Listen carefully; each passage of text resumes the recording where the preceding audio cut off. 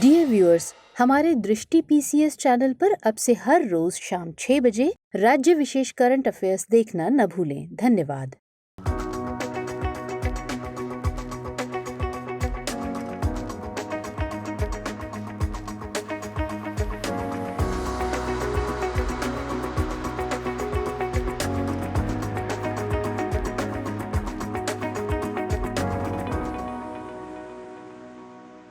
नमस्कार, दृष्टि आईएएस के टुडेज जी के प्रोग्राम में आपका स्वागत है। शुरुआत करते हैं पिछले सेशन के रिकैप से। पहला प्रश्न था, भारत इजराइल संबंधों के बारे में निम्नलिखित कथनों पर विचार कीजिए। 1. भारत एशिया में इजराइल का सबसे बड़ा व्यापार भागीदार है और विश्व स्तर पर 7वां सबसे बड़ा व्यापार भागीदार है। 2. कोविड-19 प्रतिक्रिया पर भारतीय अधिकारियों के साथ काम करने के लिए इजराइल ने ऑपरेशन ब्रीदिंग स्पेस का संचालन किया था। 3. भारतीय सशस्त्र बलों ने इजराइल से फाल्कन AWACS हवाई चेतावनी और नियंत्रण प्रणाली को शामिल किया है। उपरोक्त कथनों में से कौन सा यहाँ से सही है या फिर है?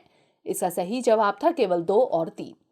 अगला प्रश्न था, परमाणु निरस्त्रीकरण यानी न्यूक्लियर डिसआर्मामेंट के संदर्भ में निम्नलिखित कथनों पर विचार कीजिए। 1. भारत ने ना तो परमाणु अप्रसार संधि यानी NPT और ना ही व्यापक परमाणु परीक्षण प्रतिबंध संधि यानी CTBT पर हस्ताक्षर किए हैं। 2. G7 देशों ने हाल ही में NPT 1970 की समीक्षा से पहले परमाणु हथियारों के प्रसार को रोकने और परमाणु संघर्ष से बचने का संकल्प लिया है। उपरोक्त कथनों में से कौन सा यहाँ से सही है या फिर है? इसका सही जवाब था केवल 1। अगला प्रश्न था, ओपन सोर्स सॉफ्टवेयर के संदर्भ में निम्नलिखित कथनों पर विचार कीजिए। 1. यह एक सॉफ्टवेयर है जिसे इसके सोर्स कोड के साथ डिस्ट्रीब्यूट किया जाता है। 2. यह किसी को भी आवश्यकता अनुसार सबसे सुलभ तरीके से सॉफ्टवेयर को संशोधित करने की अनुमति देता है। उपरोक्त कथनों में से कौन सा यहाँ से सही है या फिर है? इसका सही जवाब था दोनों 1 और 2। अगला प्रश्न था, कोन्याक के संबंध में निम्नलिखित कथनों पर विचार कीजिए। 1. नागालैंड की सबसे बड़ी जनजाति कोन्याक है। इसके बाद एओ, तंगखुल, सेमा और अंगामी जनजातियां आती हैं। 2. एलोलिंगमोन्यू उनके महत्वपूर्ण त्योहारों में से एक है जो अप्रैल के पहले सप्ताह में मनाया जाता है। उपरोक्त कथनों में से कौन सा यहाँ से सही है या फिर है? इसका सही जवाब था दोनों 1 और 2।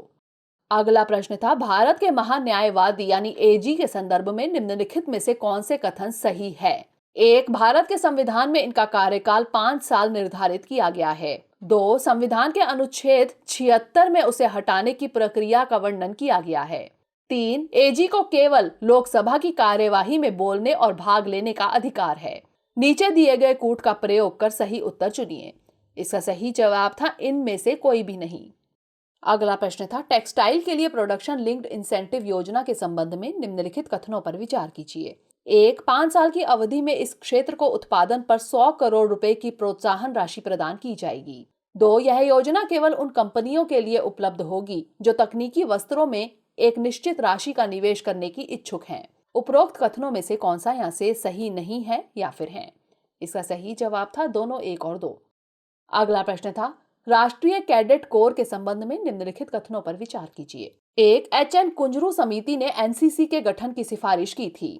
2. 1989 में इसमें गर्ल्स डिवीजन को शामिल किया गया था। 3. यह रक्षा मंत्रालय के दायरे में आता है। उपरोक्त कथनों में से कौन सा यहाँ से सही है या फिर है? इसका सही जवाब था केवल 1 और 3। अगला प्रश्न था, कोविड-19 के IHU वेरिएंट के संदर्भ में निम्नलिखित कथनों पर विचार कीजिए। 1. इसे अफ्रीकी देश केन्या से जोड़ा गया है। 2. इसे WHO द्वारा चिंता के एक प्रकार के रूप में लेबल किया गया है। उपरोक्त कथनों में से कौन सा यहाँ से कथन सत्य है या फिर है? इसका सही जवाब था ना तो 1 और ना ही 2। अगला प्रश्न था, नई तालीम की अवधारणा निम्नलिखित में से किस ऐतिहासिक व्यक्ति द्वारा प्रस्तावित की गई है? इसका सही जवाब था महात्मा गांधी। अंतिम प्रश्न था, मेडिकल टर्मिनेशन ऑफ प्रेगनेंसी यानी MTP संशोधन अधिनियम 2021 के संदर्भ में निम्नलिखित कथनों पर विचार कीजिए। 1. गर्भ निरोधक विधि की विफलता के मामले में एक विवाहित महिला द्वारा गर्भावस्था को 20 सप्ताह तक समाप्त किया जा सकता है। 2. 24 सप्ताह के बाद भ्रूण की पर्याप्त असमानताओं के मामले में गर्भावस्था को समाप्त करने के लिए राज्य स्तरीय मेडिकल बोर्ड की राय आवश्यक है। उपरोक्त कथनों में से कौन सा यहाँ से कथन सत्य है या फिर है? इसका सही जवाब था दोनों, एक और दो। शुरुआत करते हैं आज के सेशन की। सबसे पहले देखेंगे अभ्यास प्रश्न। राज्य निर्वाचन आयोगों के संदर्भ में निम्नलिखित कथनों पर विचार कीजिए। एक, इन्हें मुख्य रूप से लोक प्रतिनिधित्व अधिनियम 1950 द्वारा शासित किया जाता है। 2, स्थानीय निकाय चुनावों के लिए मतदाता सूची तैयार करने में भारत के चुनाव आयोग के साथ समन्वय करना जरूरी है। उपरोक्त कथनों में से कौन सा यहाँ से सही है या फिर है? केवल एक, केवल दो, दोनों, एक और दो, या फिर ना तो एक और ना ही दो। इसका सही जवाब है ऑप्शन डी, ना तो एक और ना ही दो, यानी दोनों कथन गलत हैं। कोविड-19 की तीसरी लहर की आहट के बीच चुनाव आयोग 5 राज्यों में होने वाले विधानसभा चुनाव की तैयारी कर रहा है। वहीं दूसरी तरफ विभिन्न राज्य चुनाव आयोग शहरी स्थानीय निकायों के चुनाव की तैयारी कर रहे हैं। बता दें कि प्रत्येक राज्य चुनाव आयोग यानी SEC एक अलग राज्य अधिनियम द्वारा शासित होते हैं, अतः कथन एक सही नहीं है। कुछ राज्य कानून SEC को स्थानीय निकाय चुनावों के लिए भारत के चुनाव आयोग की मतदाता सूची को साझा करने की अनुमति देते हैं। अन्य राज्यों में राज्य आयोग नगर पालिका और पंचायत चुनावों के लिए चुनाव आयोग की मतदाता सूची का उपयोग करते हैं। कुछ राज्यों की अपनी मतदाता सूची है, जैसे कि उत्तर प्रदेश, उत्तराखंड, ओडिशा, असम, मध्य प्रदेश, केरल, ओडिशा, असम, अरुणाचल प्रदेश, नागालैंड और केंद्र शासित प्रदेश जम्मू कश्मीर। ये राज्य स्थानीय निकायों के चुनावों के लिए चुनाव आयोग के रोल को नहीं अपनाते हैं। SEC नगर पालिका और पंचायत चुनावों की निगरानी कर सकते हैं। वे स्थानीय निकाय चुनावों के लिए अपनी मतदाता सूची तैयार करने के लिए स्वतंत्र हैं और इसके लिए चुनाव आयोग के साथ समन्वय की जरूरत नहीं होती। अतः कथन 2 भी सही नहीं है। तो इस तरह इस प्रश्न का सही जवाब है ऑप्शन डी, ना तो एक और ना ही दो। हमारे वीडियो अंग्रेजी में देखने के लिए फॉलो करें हमारा ही दूसरा YouTube चैनल दृष्टि IAS इंग्लिश। आज के सेशन का पहला प्रश्न है, राष्ट्रीय बाघ संरक्षण प्राधिकरण यानी NTCA के संदर्भ में निम्नलिखित कथनों पर विचार कीजिए। एक, यह पर्यावरण, वन और जलवायु परिवर्तन मंत्रालय के तहत एक वैधानिक निकाय है। 2, इसका गठन पर्यावरण संरक्षण अधिनियम 1986 के प्रावधानों के तहत किया गया था। उपरोक्त कथनों में से कौन सा यहाँ से सही है या फिर है? केवल एक, केवल दो, दोनों, एक और दो, या फिर ना तो एक और ना ही दो। इसका सही जवाब है ऑप्शन ए, केवल एक। हाल ही में केंद्रीय पर्यावरण, वन और जलवायु परिवर्तन मंत्री की अध्यक्षता में राष्ट्रीय बाघ संरक्षण प्राधिकरण यानी NTCA की 19वीं बैठक आयोजित हुई। राष्ट्रीय बाघ संरक्षण प्राधिकरण यानी NTCA पर्यावरण, वन और जलवायु परिवर्तन मंत्रालय के तहत एक वैधानिक निकाय है, अतः कथन एक सही है। इसकी स्थापना 2005 में टाइगर टास्क फोर्स की सिफारिशों के बाद की गई थी। इसका गठन वन्यजीव संरक्षण अधिनियम 1972 के प्रावधानों के तहत किया गया था। बाघ संरक्षण को और मजबूती प्रदान करने के लिए इसे 2006 में संशोधित किया गया था, अतः कथन 2 सही नहीं है। तो इस तरह इस प्रश्न का सही जवाब है ऑप्शन ए, केवल एक। अगला प्रश्न है, निम्नलिखित कथनों पर विचार कीजिए। एक, राष्ट्रीय विज्ञान दिवस यानी NSD को सर चंद्रशेखर वेंकट रमन की जयंती के उपलक्ष्य में मनाया जाता है। 2, रमन प्रभाव की खोज के लिए 1930 में सर चंद्रशेखर वेंकट रमन को नोबेल पुरस्कार से सम्मानित किया गया था। उपरोक्त कथनों में से कौन सा यहाँ से सही है या फिर है? केवल एक, केवल दो, दोनों, एक और दो, या फिर ना तो एक और ना ही दो। इसका सही जवाब है ऑप्शन बी, केवल 2। हाल ही में केंद्रीय विज्ञान और प्रौद्योगिकी राज्य मंत्री ने राष्ट्रीय विज्ञान दिवस 2022 की थीम का शुभारंभ किया। यह थीम है integrated approach in science and technology for sustainable future. राष्ट्रीय विज्ञान दिवस यानी NSD हर साल 28 फरवरी को सर चंद्रशेखर वेंकट रमन द्वारा रमन प्रभाव की खोज के उपलक्ष्य में मनाया जाता है, अतः कथन एक सही नहीं है। 1930 में सर चंद्रशेखर वेंकट रमन को नोबेल पुरस्कार से सम्मानित किया गया था। पहला राष्ट्रीय विज्ञान दिवस 1987 में मनाया गया था, अतः कथन 2 सही है। विज्ञान और प्रौद्योगिकी मंत्रालय की राष्ट्रीय विज्ञान और प्रौद्योगिकी संचार परिषद यानी NCSTC इस समारोह के लिए नोडल एजेंसी है। तो इस तरह इस प्रश्न का सही जवाब ऑप्शन बी, केवल 2। अगला प्रश्न है, सवाना के संबंध में निम्नलिखित कथनों पर विचार कीजिए। एक, यह भूमध्य रेखा से 4 डिग्री से 60 डिग्री अक्षांशों में उगते हैं। 2, इसमें उगने वाली घास और पेड़ के लिए कम पानी और गर्म तापमान की जरूरत होती है। उपरोक्त कथनों में से कौन सा यहाँ से सही है या फिर है? केवल एक, केवल दो, दोनों एक और दो, या फिर ना तो एक और ना ही दो? इसका सही जवाब है ऑप्शन बी, केवल दो।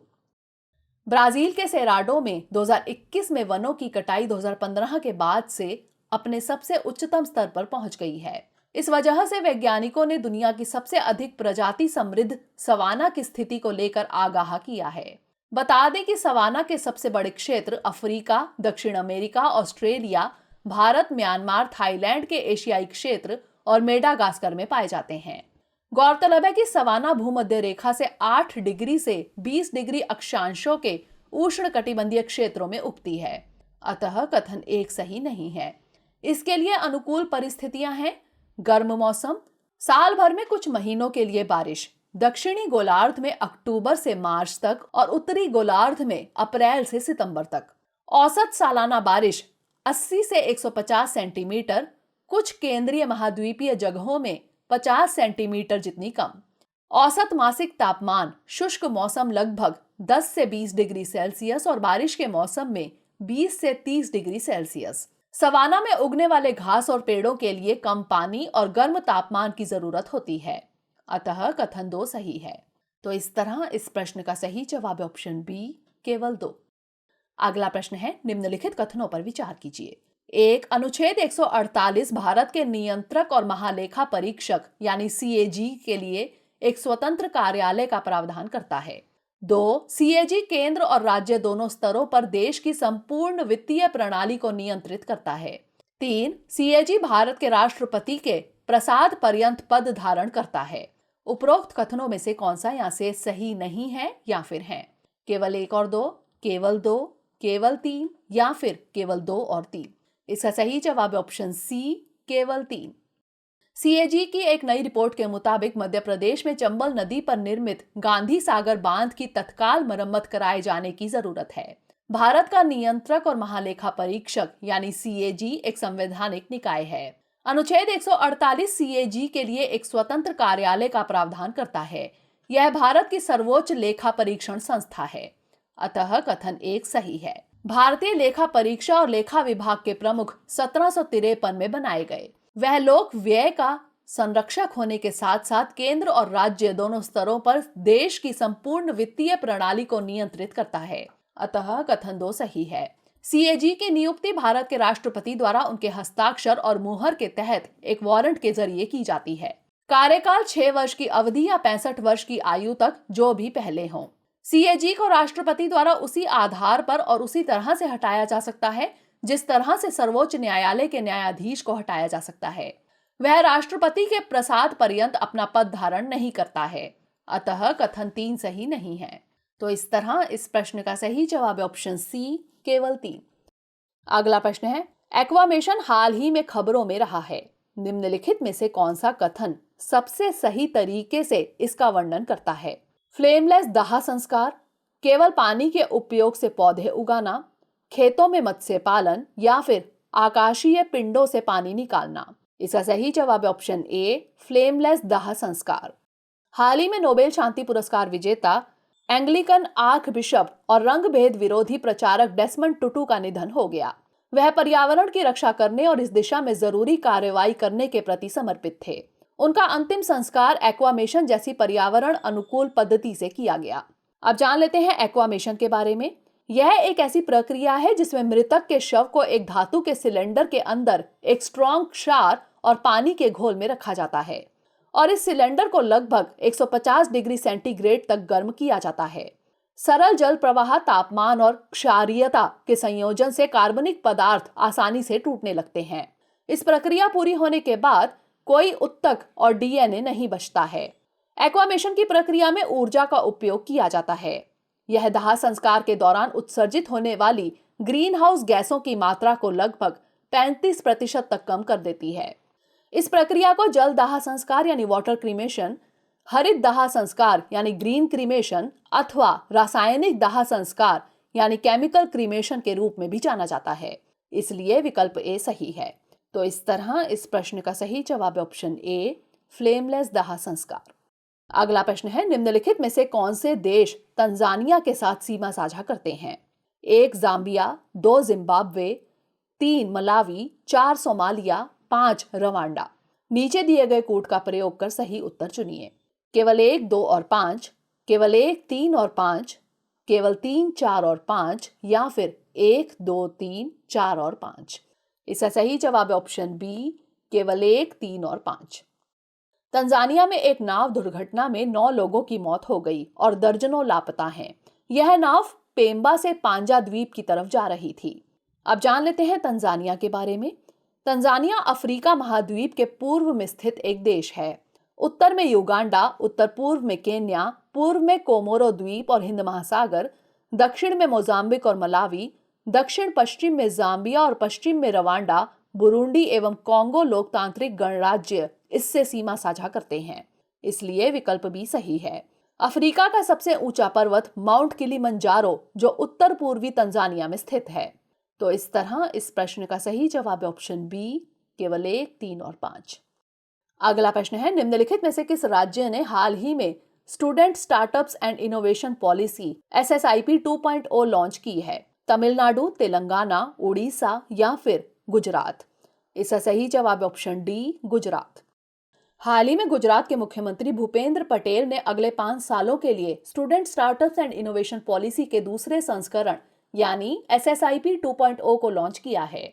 इस नई नीति का मकसद है छात्रों द्वारा विकसित अवधारणाओं और प्रोटोटाइप के 10,000 प्रमाणों को सहायता प्रदान करना, स्कूली बच्चों द्वारा विकसित अवधारणाओं के 1,000 प्रमाण को सहायता प्रदान करना, राज्य में कम से कम 500 शैक्षणिक संस्थाओं और यूनिवर्सिटियों को कवर करते हुए लाभार्थियों के लिए एक मजबूत प्री इंक्यूबेशन सपोर्ट सिस्टम का निर्माण किया जाना और 5,000 रुपए की सहायता राशि प्रदान करना। राज्य के विश्वविद्यालयों में इंक्यूबेशन सेंटरों की स्थापना एवं नवाचार गतिविधियों को प्रोत्साहित करने के लिए आगामी 5 सालों के लिए 5 करोड़ रुपए तक के लाभ का प्रावधान। इसलिए विकल्प डी सही है। तो इस तरह इस प्रश्न का सही जवाब है ऑप्शन डी, गुजरात।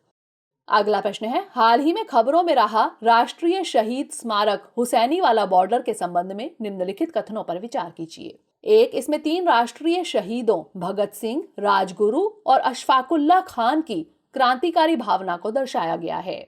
2, बटुकेश्वर यानी BK दत्त का अंतिम संस्कार भी उनकी अंतिम इच्छा के अनुसार यहाँ किया गया है। उपरोक्त कथनों में से कौन सा यहाँ से कथन सत्य नहीं है या फिर है? केवल 1, केवल 2, दोनों 1 और 2 या फिर ना तो 1 और ना ही 2। इसका सही जवाब है ऑप्शन ए, केवल 1।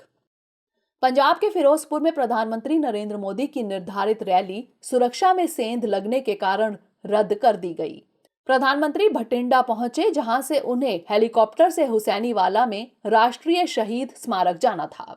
अब जान लेते हैं राष्ट्रीय शहीद स्मारक हुसैनीवाला के बारे में। इसमें 3 राष्ट्रीय शहीदों S भगत सिंह, राजगुरु और सुखदेव की क्रांतिकारी भावना को दर्शाया गया है। अतः कथन 1 सत्य नहीं है। भगत सिंह और BK दत्त ने भारत में ब्रिटिश शासन के खिलाफ अपना विरोध दर्ज करने के लिए 8 अप्रैल 1929 को सेंट्रल असेंबली हॉल नई दिल्ली में बम फेंका। उन पर और उनके बहादुर साथियों राजगुरु और सुखदेव पर 17 दिसंबर 1928 को एक ब्रिटिश पुलिस अधिकारी सैंडर्स को गोली मारने का मुकदमा चलाया गया था। इन 3 क्रांतिकारियों को मौत की सजा दी गई थी। लाहौर षड्यंत्र मामले की जल्दबाजी में सुनवाई के बाद उन्हें 23 मार्च 1931 को सेंट्रल जेल लाहौर में निर्धारित फांसी से 1 दिन पहले फांसी दे दी गई। जेल अधिकारियों ने जेल की पिछली दीवार तोड़ दी और गुप्त रूप से भगत सिंह और साथियों के शवों को सतलुज नदी के तट पर अनौपचारिक दाह संस्कार के लिए लाया गया। BK दत्त का 19 जुलाई 1965 को दिल्ली में निधन हो गया और उनकी अंतिम वसीयत के अनुसार उनका अंतिम संस्कार भी यहाँ किया गया। अतः कथन 2 सत्य है। तो इस तरह इस प्रश्न का सही जवाब है ऑप्शन ए, केवल 1। अगला प्रश्न है, ओमिशोर के संदर्भ में निम्नलिखित कथनों पर विचार करें। 1, इसे टाटा MD और ICMR के साथ साझेदारी में विकसित किया गया है। 2, यह SARS-CoV-2 का पता लगाता है और इसमें N जीन के लिए 2 विशिष्ट लक्ष्य हैं जो ओमिक्रॉन विशिष्ट लक्ष्य हैं। उपरोक्त कथनों में से कौन सा यहाँ से कथन सत्य है या फिर है? केवल 1, केवल 2, दोनों 1 और 2 या फिर ना तो 1 और ना ही 2। इसका सही जवाब है ऑप्शन ए, केवल 1। भारत ने एक नई RT-PCR परीक्षण किट को मंजूरी दी है जो यह पता लगा सकती है कि क्या एक नमूना कोविड-19 पॉजिटिव है और यह संस्करण ओमिक्रॉन है या नहीं।